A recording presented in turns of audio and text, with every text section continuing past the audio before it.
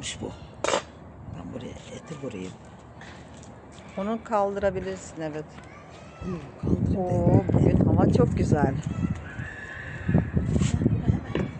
Kemik ama ne çabuk pişmiş bu kız.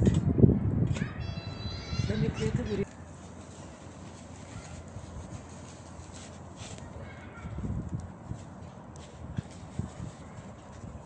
Evet kız.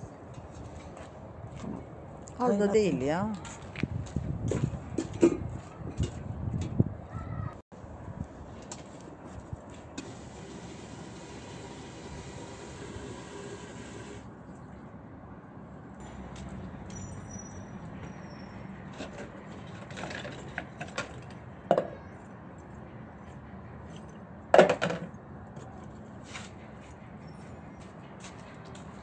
Yemeğin suyunu koysam daha mantıklı önce.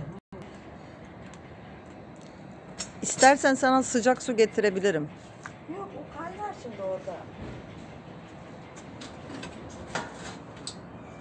Odunlar demek ki çok olmayacak ha, değil mi? 2-3 tane odunla yapılacak. Bugün sobamız yanıyor. Sobayı Altının külünü de sürekli temiz tut. artık sobada yapmak istiyorum ya. Artık, değil mi? Vallahi sobada canım istiyor artık. Bir de çok güzel oldu burası da. Bakayım inşallah Nur Hanım. folyo sardım. Siyah olmasın Yok, diye. normal her tarafı yanıkken folyo sarmıyorduk. Azıcık delik var orada. Aynen, çok saçma oldu değil mi? Yok ama folyo o is olmasını önler gibime geliyor. Ne oldu bakayım. Bayağı çok ha. Ay şuna da boru alır mısın? Et diyorum bayağı çok değil mi? İyi iyi. Çok gibi de Kuru fasulye de çok ama. 1 kiloyu haşladım. burada da su kaynıyor. Bunu da yakından bakalım. Hadi siz de yatın bağlı bir yerde. Tommy de manzara seyrediyor. Manzarasına bakın.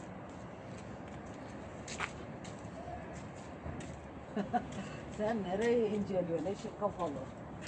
Sokağa inceliyor, sokağa. Aa, orada bir poz versene. Düşmeden ama. Nerede? Burada. Güzel mi? Hava Da, ne kadar güzel. şeyini yapacağız. Başlığın var ya, dam kültürü müydü? Çok güzel ya. Çok mutluyum. Hava yağmur çilendi bugün. Ha bu arada dudumuzu büyük saksıya aldık. Evet, onu bir kaldır. Tripodu şimdi kullanacağım da. Dudumuz incirle birlikte küçücük saksıdaydı. Bir avuç. Bayağı uğraştık yani dün. İnciri ayırdık, inciri bu araya ektik. Evet, görünmez o Olmaz şimdi. diyor komşular. Niye Onu olmaz? Hayır olmaz diyorlar da önceki incir niye vardı peki? biz aslında şuradaki incirleri ekeceğiz de şimdi deneme amaçlıydı. Dudumuzu bu dut çünkü bu sene gördük daha ilk defa verdi. Geçen sene hep bunu normal dut vermeyen oluyor ya. Çok zordu ama, değil mi? Çok zordu ya. O dutla incir birbirine işlemiş ama dudun kökü Nura.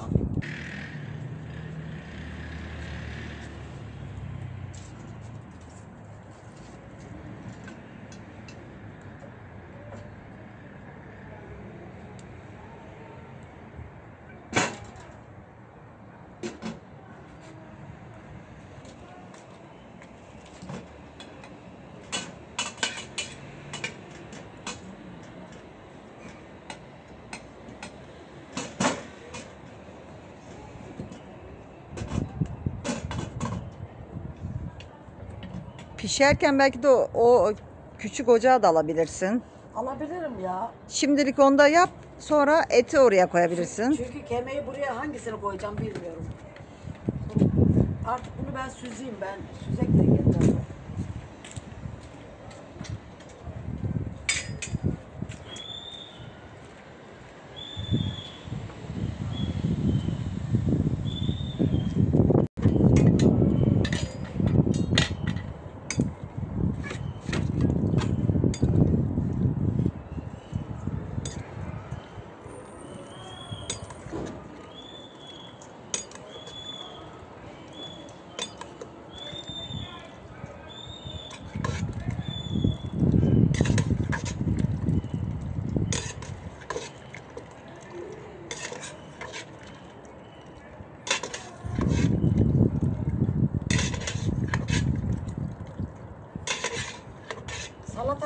misiniz? İstemelisin.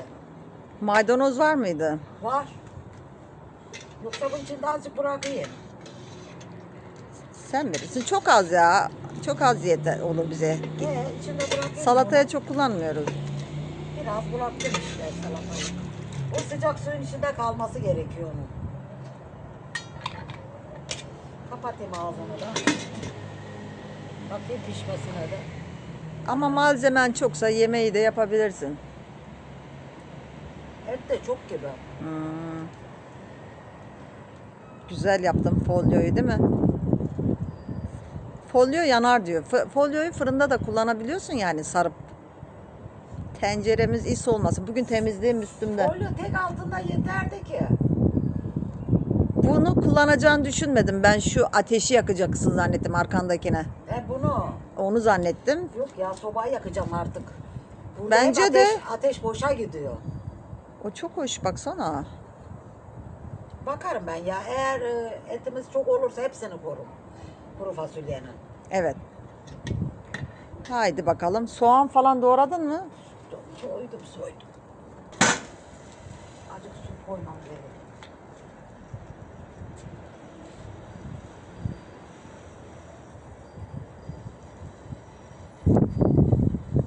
Hava soğuk değil ama bak. Kapalı ama. Bence o şeyden papiye hemen ver bari. Bir tane falan. Etten mi? Ha. Azıcık pişsin. Evet. Ne diyor bu oğlum ya?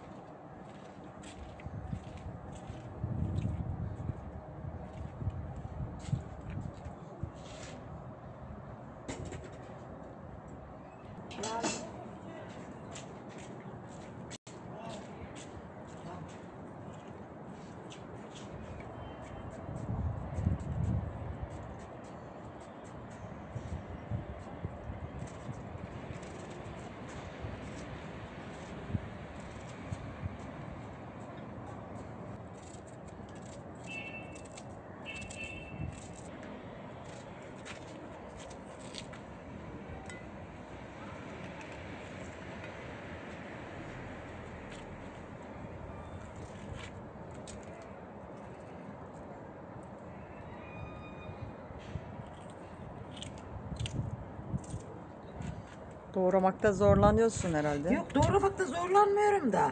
Şuralarda bir sarılık var gibi hani kabuğu içinde olur ya bazen. Yeşillenmeye başlıyordur. 2 tane ekti Fatoş yeşil soğan. Büyüdü mü acaba bakalım? Pek de büyümüyor daha. Bu ne? Biraz büyümüş bence. Bak o sesi ben telefonda duydum. Aslında bir ses var.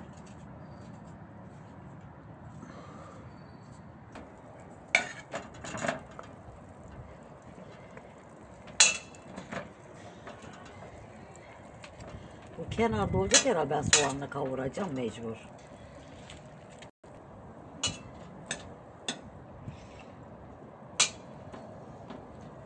Örtülecek herhalde. Neredesin oğlum?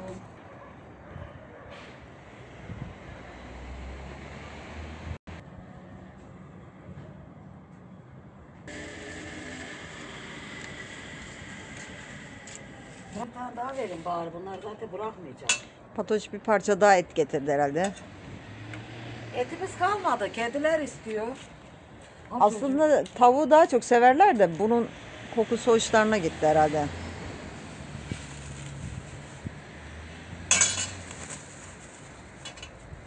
Bir parça daha varmış.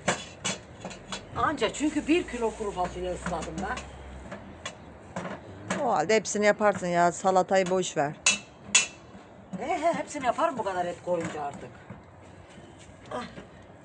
Isıdan çiçek etkilenmiyor değil mi? Yakın değil herhalde. Yok çiçek yakın değil. Gene Şöyle de bir biraz elini şey yap, önüne tut bakalım. istersen çekeyim. Yok. Şöyle durduğunda hiçbir şey yok.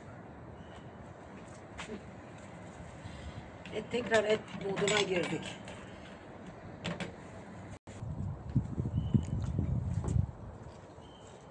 Bak ben diyorum ki bu daha önemli. Suyu kaynattı. Daha biz eti kavuramadık. Aynen. Suyu yeter mi acaba? Yeter. Bu çünkü büyük bir şey. Bunun ağzını dörtü pişsin.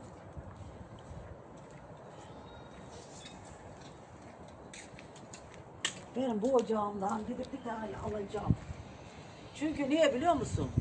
İçine şeyler dökülmeye başlamış Nurhan. Isısını Oyulmuş, falan oyulmuş. yeniyken hatırlıyor musun? Daha çabuk pişirirdi sanki her şeyi. Bu da pişiriyor da. Yok yine çabuk pişiriyor da He, taşları biraz dökülüyor. Hah, kaynasın burada. aynen. Haydi çocuğum.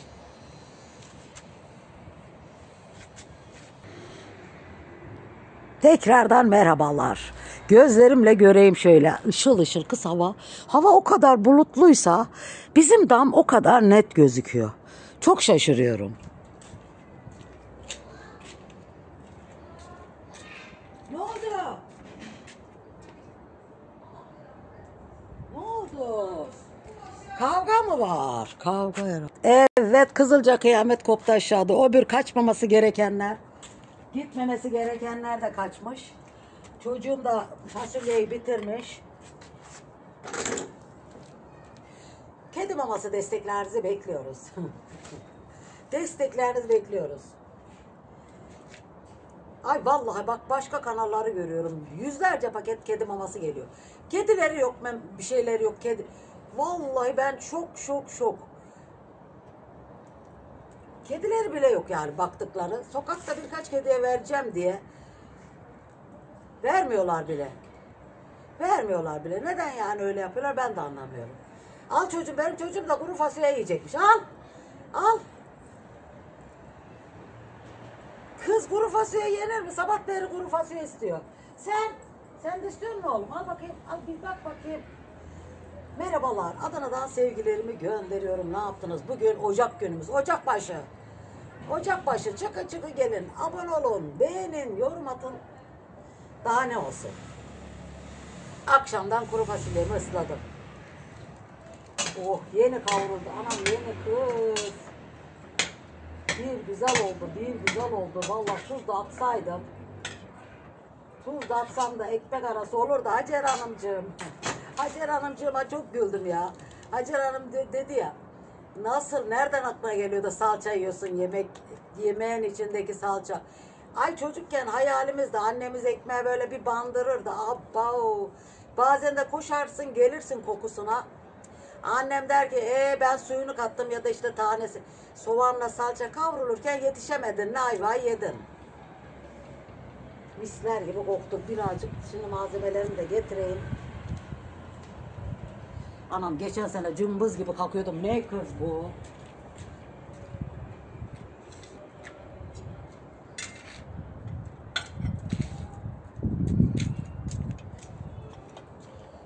Her şeyimizi önüme getireyim anam.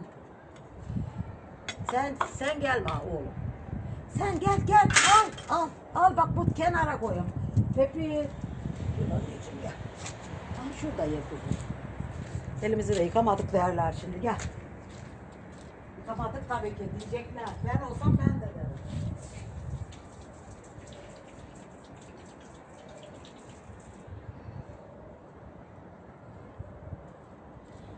Tamam oğlum. Rica ediyorum tamam. Verdim oraya. Kız verdim. Hadi ya suyumuz soğuyacak ya.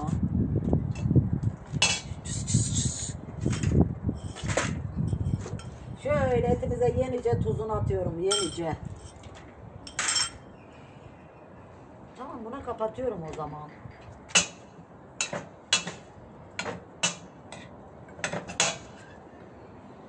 Şu malzememi böyle koyacağım. Artık. Bizi nereden izliyorsunuz? Ay çok tatlı değil mi hava? Yani bir bulut var ama yağmur yok ama gece çilendi. Çok mutluyum. Sizin orada nasıl havalar? Bakın koyuluğuna bakın. Çok hoş. Gece çilendi. Etim çok güzel kavruldu.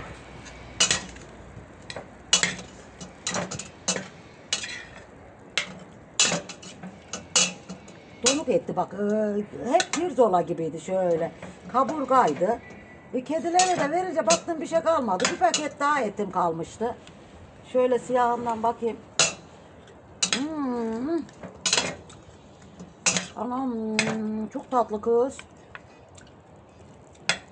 Vallahi ne çabuk piştin, kaynamıyor gibisinde.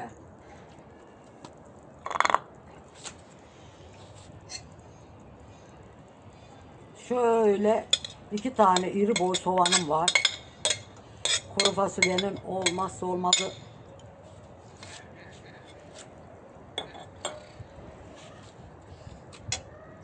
Biraz zeytinyağımızı ekliyoruz. Etimiz de yağlı. Vallahi onun için fazla da yağ koymak istemiyorum. Maşallah yağ da elime yağ etti.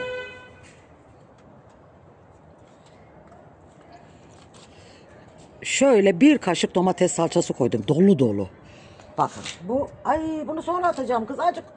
Acık soğanımı kavuracaktım kız. Şimdi yanlış nerede? Bu tarafta olursa ben bunu daha güzel tutarım.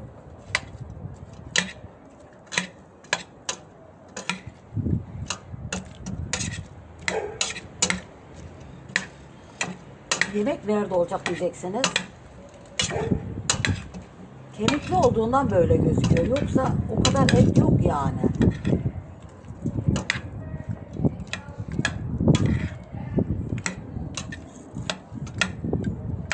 Birazcık kavrulsun birkaç dakika. Vallahi tasarruf ocağım gibisi var mı kız? 10 tane odun attım kız. Şuna da 2 tane kömür attım. 2 kömür attım. Kuru fasulye haşlandı. Pamuk gibi oldu mu? Su kaynadı bir çaydanlık. Düdüklü şimdi valla bundan önce de pişer eminim. Bu da odun istiyor. Yok anam yok. Bu şey işi, köy işi. Köyde bedava odun bol. Alttan at durmadan. Şöyle biraz soğanım kavruldu. Domates salçamı koydum ve tabii ki biber salçamı da koyuyorum. Bunu dolu dolu koymuyorum. Benim biberimiz çok kırmızı çünkü mor. Mor derler burada. Tam böyle olmuş salçaya böyle mosmor denir.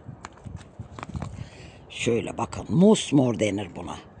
Tam böyle kırmızının koyusu oldu mu?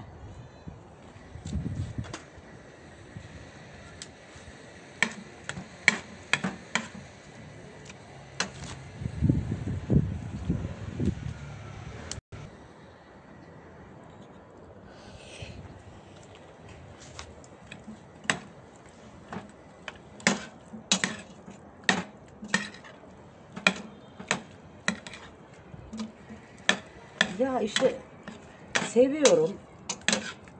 Ateş kokusunu seviyorum. Ateşte pişen yemeğin kokusunu biliyorsunuz.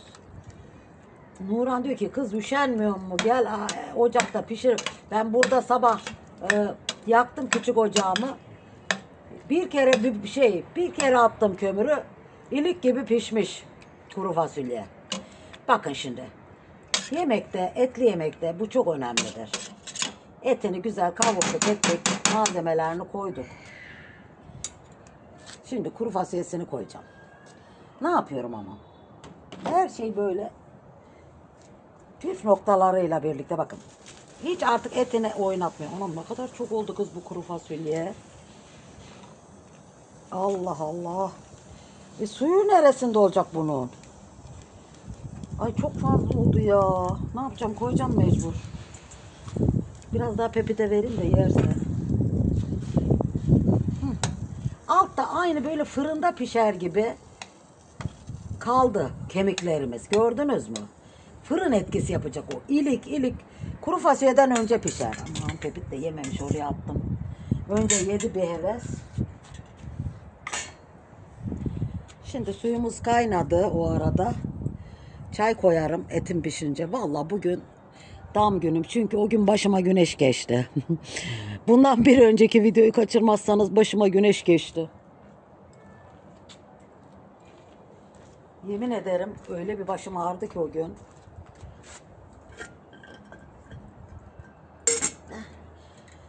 kaynamış suyumu. Ay. Şu tarafa geçeceğim. Baca orada ya, yüzüme gelir bacanın sıcağı.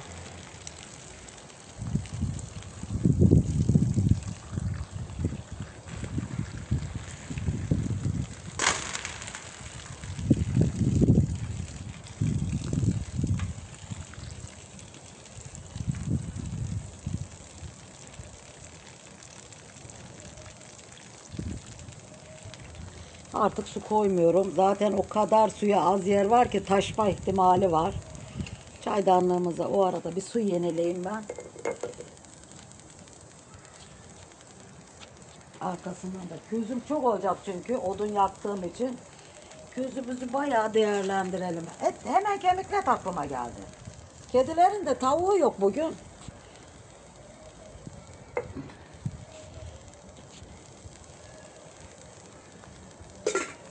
Sana da su koyarız şimdi. Sen burada kenarda dur canım.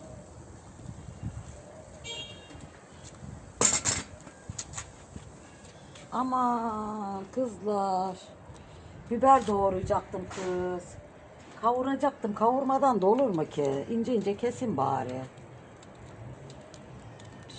Acı biber doğrayacaktım. Ben dibinde kavuruyordum bunu ama bir tane doğrayayım bari. Renk olsun. Kuru fasulye acısız olmaz. Zaten acımız var. Bir sürü acı turşum var. Jalapenon da var. Ama 3 tane getirdiydim. Birlikte pişsin bu da, ne yapayım. Altı hiç ellemiyorum bak. Etini ellemiyorum ama et altta kaldı. O fırın gibi pişecek artık.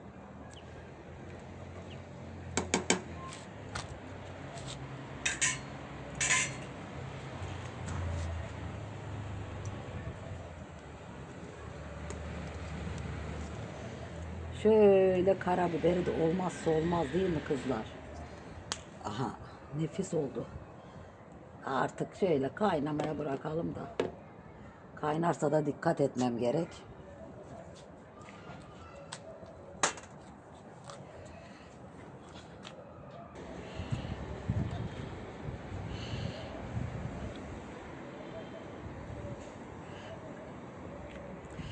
Buna nasıl baca bulacağımı, boru bulacağımı anladım.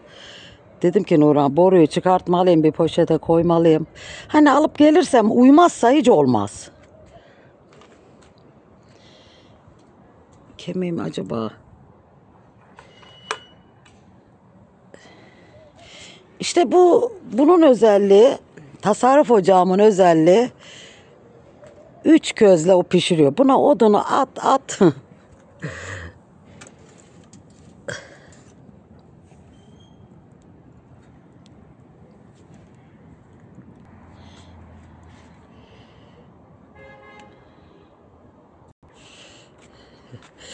Vallahi 2-3 gündür Nurhan'la uğraşıyor. Küçücüktü, bunlar bitmiş. Büyük saksıya aldık onu. Daralmış orada çünkü. Ya buradan sonra nar veriyor. Düşünebiliyor musunuz? Sonra çamımı çıkarttık çiçeklerin arasından. Bu da çamımız. Ve evet çekirdekten zeytinimize bakın boyuna. Boyuna bakın kızlar. Anam nasıl uzadınız siz? Burada zeytin kırarken çekirdeğinden ekmiştim siyahını. Siyah zeytini böyle hani olmuş kuracaksın ya. Yeşil kırarız. Biz içinde siyahlar da oldu. Siyahın birini aldım attım. Hatta bunun tepesini kestim. Sordum ben enişteme. Artık ağaç modelini alması için. Tepesini kestim. Budama yaptım yani ağaç modeli. Sonra da dudumuzu işte bu dut yazın çok güzel olacak tabii şimdi sonbahar. Bu dutla incir küçük bir saksıdaydı. Artık incir kurudu diye üzüldüm. Neyse ki ben önceden ekmiştim dallarından incir kurumaya başlayınca. O öbür incir kurudu derken kurumadığını anladım suladıkça. Kurumadığını anladım, onu aşağı ektik şimdi araya. 2 tane bir yeni dünya ektik. Burada kocaman bir yeni dünyamız vardı durmadan devrilen. Onu ektik. İnciri dün ektik. Oraya ineceğim tabii, size çekeceğim. Çöp evi. Çöp evin oralar ne oldu? Son hali. Ah Müşerref ablacığım ah. Fatoş'uma gönder bunu gönder. Şöyle resim olarak da alayım. İngiltere'ye Fatoş'cuğuma gönder. Aha işte buraya da ekmiştim incirlerimi. Bakın incirim ikinci incirini bile verdik kış gününe. İşte benim tek hatam bunun biteceğini bilmedim. Burada 5-6 tane incir ekik aynı yerde. Bugün bunu üşenmeyeceğim. Hepsini ayıracağım tek tek. Köklerinden.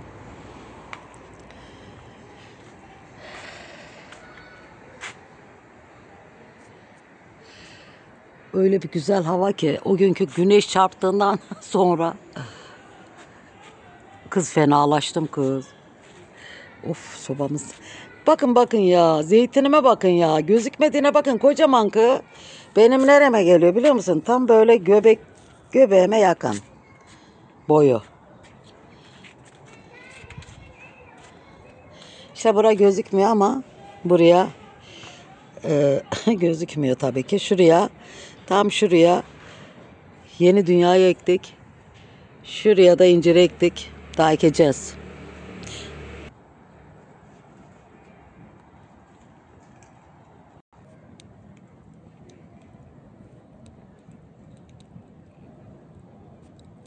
Anam hepsi bacadan çıkıp gidiyor kız. Hadi sen de kaynadı artık. Evet kenardan görüyorsunuz. Kokusu Allah Allah kız bu pişmeden yenir kız. Allah'ım hiçbir koku bu ateştekinin kokusunu vermiyor. Onun için oğlum diyor ki kuru fasulye yapacağım dedim diyor ki ateş köz kokulu olursa yerim diyor. Anne diyor iyice kokulu olsun ha diyor. Dedim zaten oluyor zaten. O koku nasıl oluyorsa siniyor.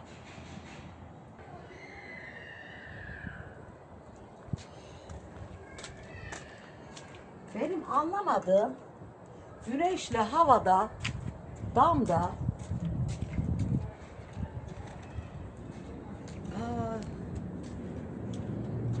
görüntü çok net olmuyor. Bulanık havada daha net oluyor.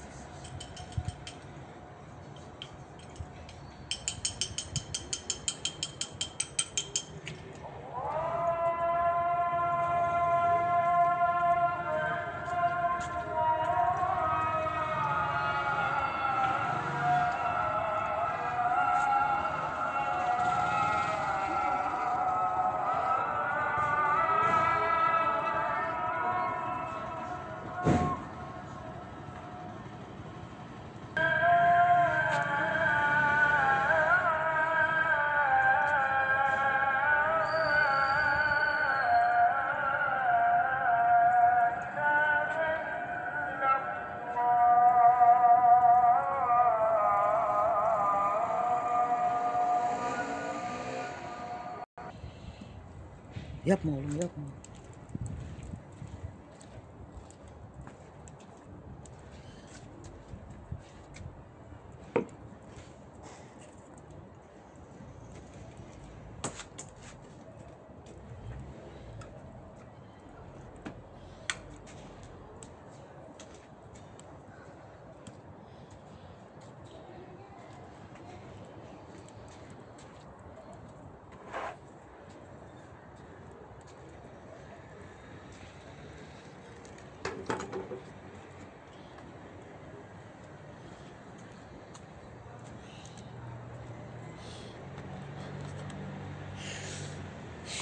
Yapma. Allah Allah.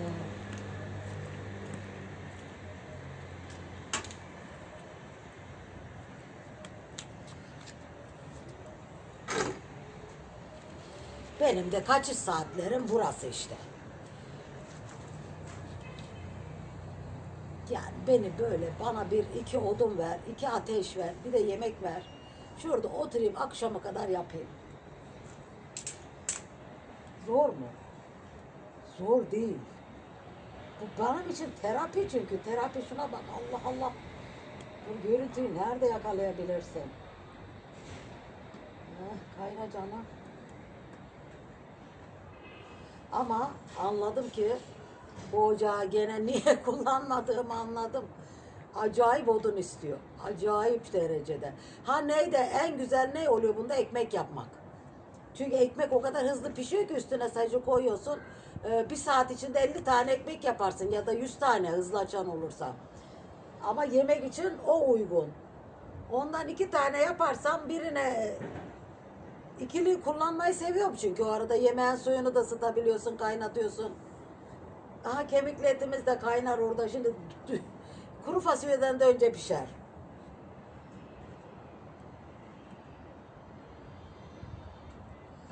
Tenceremiz o kadar dolu ki ya korkudan kapağını kapatamıyorum. Hani yağının taşmasını hiç istemiyorum. Ya o kadar hoş ki şu an.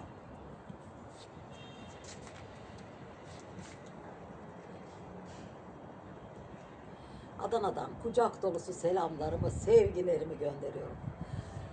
Gönül isterdi ki şurada akşama kadar oturalım karşılıklı. Hani uygun düşse canlıya geçerim.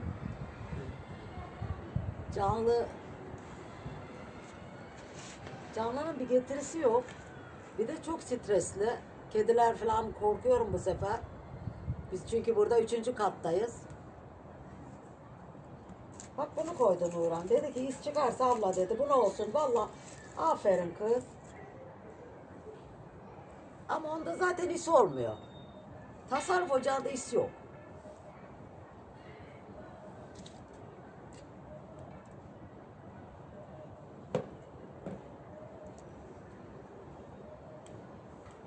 Sizler ne yaptınız? Nasılsınız? Nasıl gidiyor hayat? Yağmur yaş var mı? Valla yağmur var, yaş yok. Kupkuru ortalık. Sabah uyandığımda çisil çisil derler ya. Çisil çisil yağmur yağıyordu. Ne yapıyor çocuğum? Kulübeyi başıma mı yıkacaksın? Nasıl yapıyor?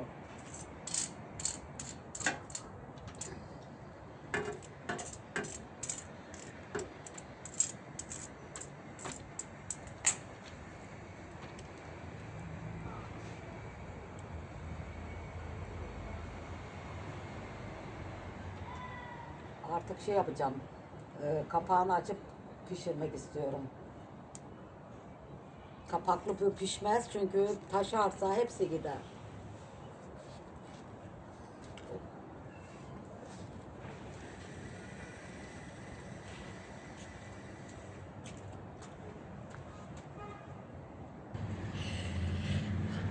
Ha, kaynıyor bu da. Düdük sesi geldi çünkü artık o orada ilik gibi bir şey. Hiç ona artık kömür atmam. Bundan bir tane de alttan ateş attım. Bu da alttan yanıyor. İmil imil. Kuru fasulyemiz de zaten kısık ateşte lokum gibi pişer artık. Odun atmayacağım artık. Artık közün ısısıyla yavaş yavaş kaynayacak. Bunun özelliği tüp gibi değil. Böyle alttan alttan, içten içe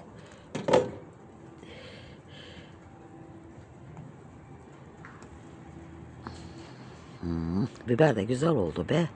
Unuttuk filan da. Kapağını tam örtemiyorum. Şöyle biraz kaşığa yapayım ki çünkü çok dolu ya. Taşmasını istemiyorum. Ha, şöyle yan fırık olsun. Yap, kapağımız da düşmesin de. Heh. Koşmayın oğlum, koşmayın. Adana'dan sıcak kucak dolusu. Sımsıcak. Hava bulutlu olsa da, yağmurlu olsa da sıcacık. Şu an şöyle tek tük damlalar düşüyor. Yemeğimiz de artık onlar yağmurdan etkilenmez. Çok yağmur olmadığı sürece. Kemiğim orada pişiyor. Fasulyem de burada pişiyor. Daha ne olsun. Sizleri seviyorum. Adana'dan kucak dolusu mis kokular gönderirim. Şöyle biraz da reyhan kokuları göndereyim değil mi? Bamyelerimiz de artık hep tohuma durdu. Tohumluk bıraktım. Nurhan diyor ki kız niye kopartmadın? Dedim ne yapayım ki artık tohum olsun. Tohumunu içeriz. Her bir yerde veriyor işte. Bak bak minik minik artık o kadar minik veriyor ki.